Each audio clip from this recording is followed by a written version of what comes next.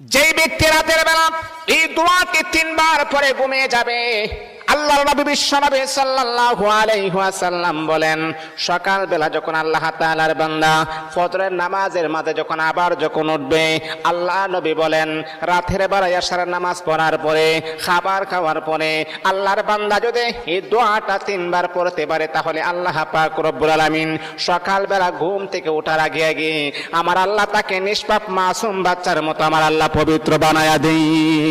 দোয়াটা সবাই আমরা জানি, আমরা সবাই কিন্তু দোয়াটা জানি, কিন্তু আমরা আমলটা করি না। দোয়াটা হলো আস্তাগফিরুল্লাহাল্লাযী লা ইলাহা ইল্লা হুয়াল হাইয়ুল কাইয়্যুম ওয়া আতুবু ইলাইহি লা হাওলা ওয়ালা কুওয়াতা ইল্লা বিল্লাহিল আলিয়্যিল আযীম।